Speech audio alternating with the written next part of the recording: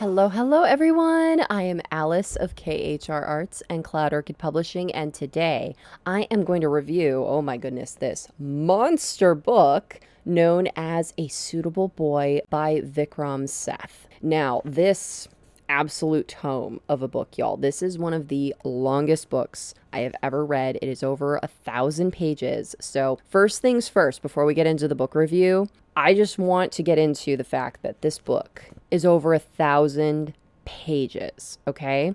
And I know that I've talked about this in some of my videos in the past where I talk about that it's important to appreciate how long your story is. So like word count and page count. It is incredibly difficult to get a book of this size published, okay?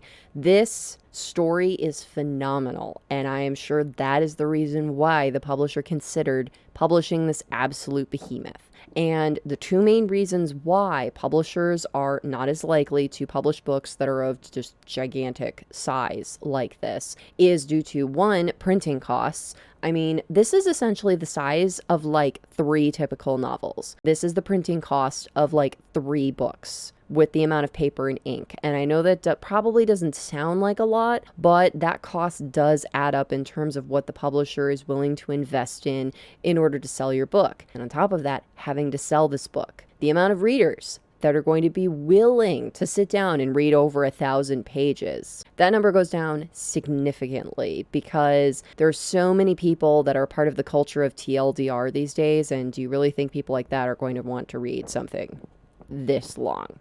Not really.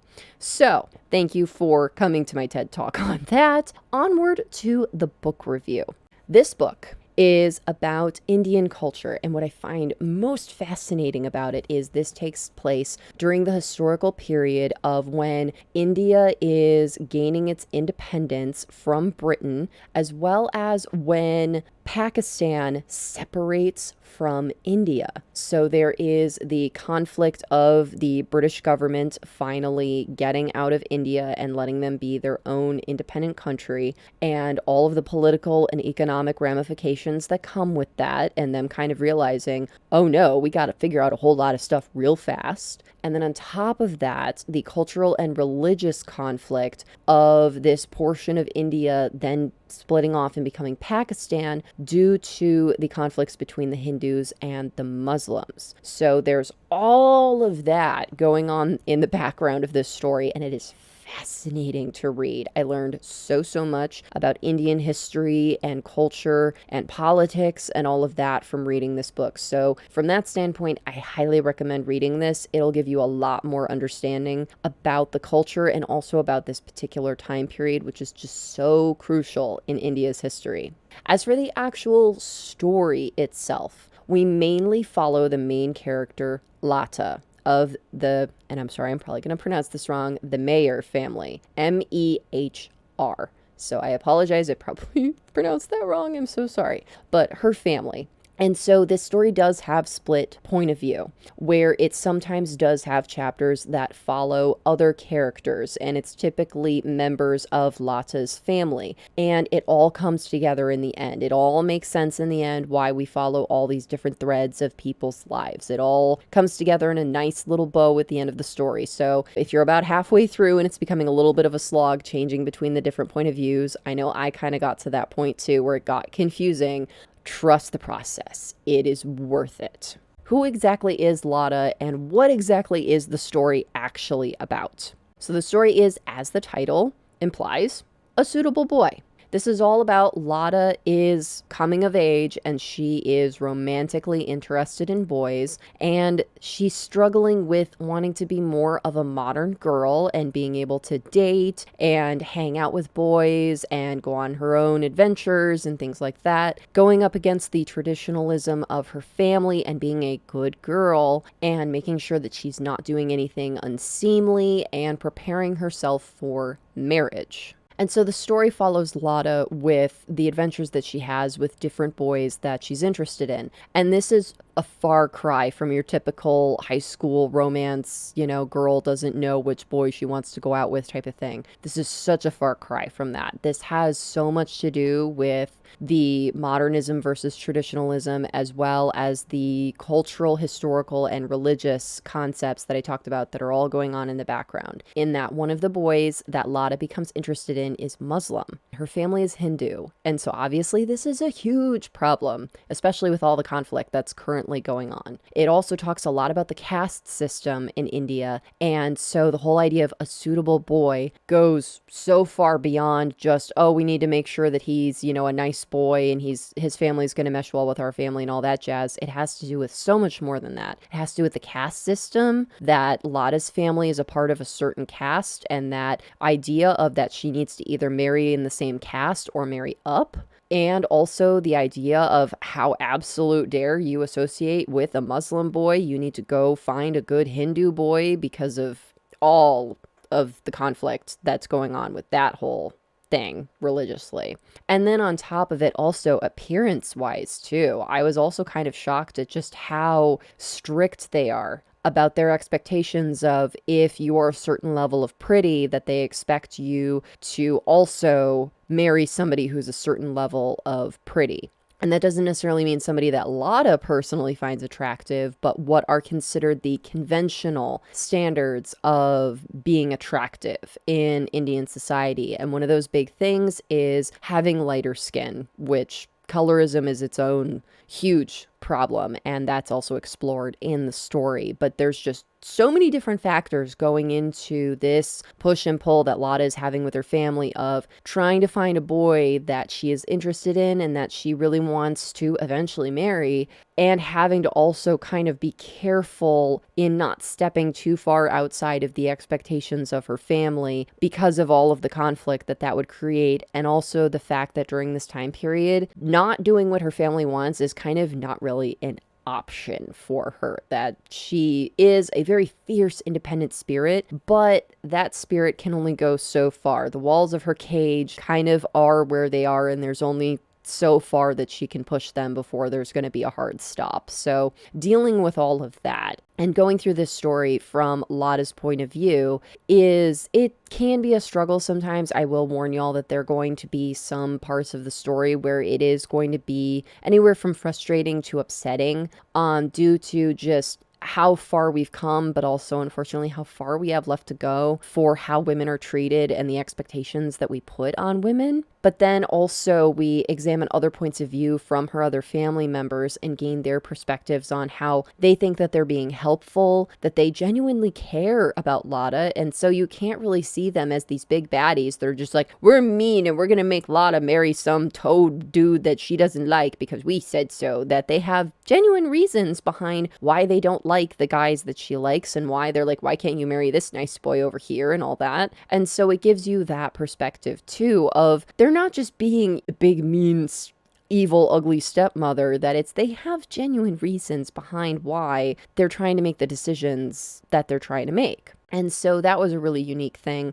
to read in this story too, because in a lot of stories, we typically do only get the main character's perspective, and that anybody who isn't on board with whatever it is the main character is trying to do is kind of the evil aspect, the antagonist. And so being able to flip that and seeing as her antagonists from a more positive light in that, they're just trying to help, really does put a fresh dynamic into the story that I really enjoyed, and it really made me sit and think. And there was a lot in this story that made me sit and think in a really good way. Like I said, I learned so much about India through reading this, and there were just so many times that I had to sit back and go on my phone and research a word, research a concept, also all the foods that I researched, because I just am not familiar with Indian food at all. And so learning about all the different stuff with food was really fascinating. So it's a really fun read if you're the kind of person who really loves learning things and really loves having a book that is kind of a springboard for inspiring you to learn new things. This book is so it, y'all. It is just jam-packed with stuff that you're going to want to stop what you're doing and be like, hey, wait a minute, I got to look this up real quick. And then you're going to be lost down a research rabbit hole, and it's just the best kind. It's just so much fun.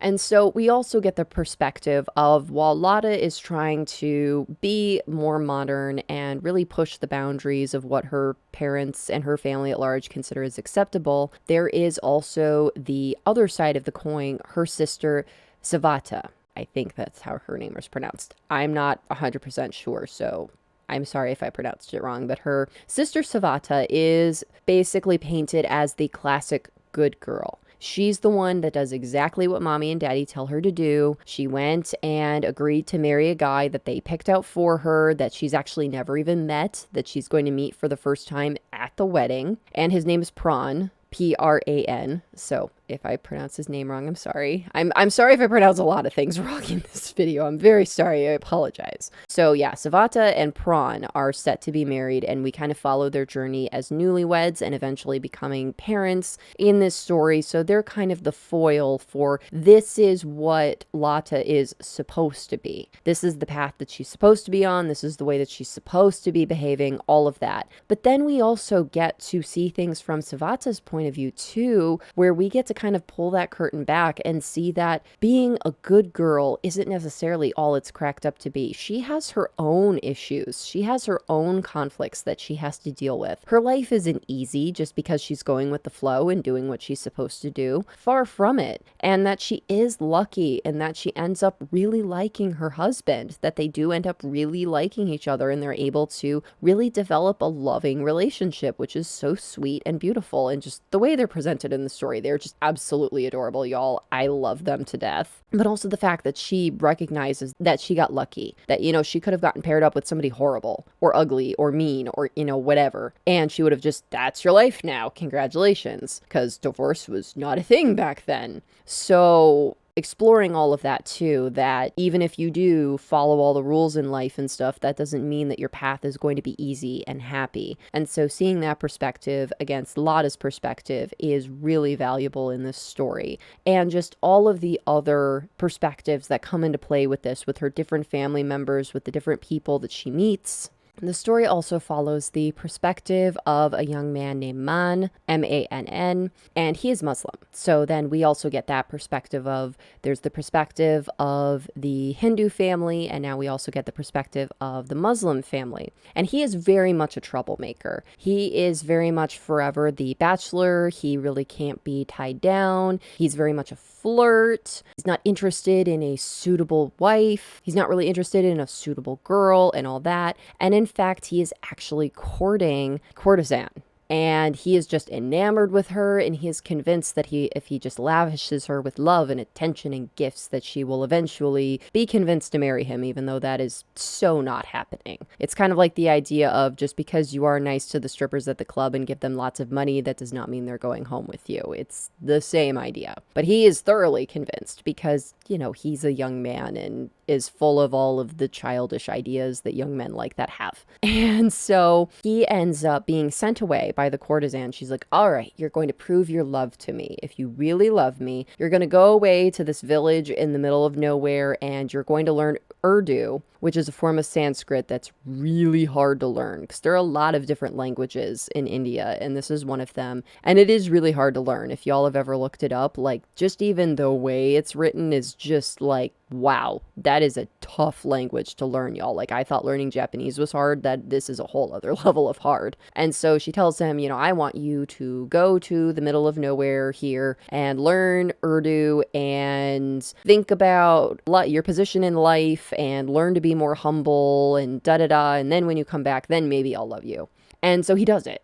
He is basically like the typical rich kid. Like he just has money for days, you know, doesn't have to work, doesn't really have to do anything. And so suddenly he decides to ship himself off to this literal like podunk village in the middle of nowhere where you live in like mud brick houses and deal with like cattle is their main trade. And you have to like wash up in a bucket and not in like, you know, with indoor plumbing and stuff like that. So he's like the most culture shock that he could possibly have. And just him going through that and just peeling back the layers of him being a spoiled brat and being so self-centered and just his lofty, ridiculous thoughts on how he thinks the world works and what he thinks love is and all of that. is also really interesting to read in this story, and kind of getting that perspective and him growing as a person and becoming more reasonable and more kind, and, just honestly getting himself together as a young man, just growing up really is the best way to describe it. He just,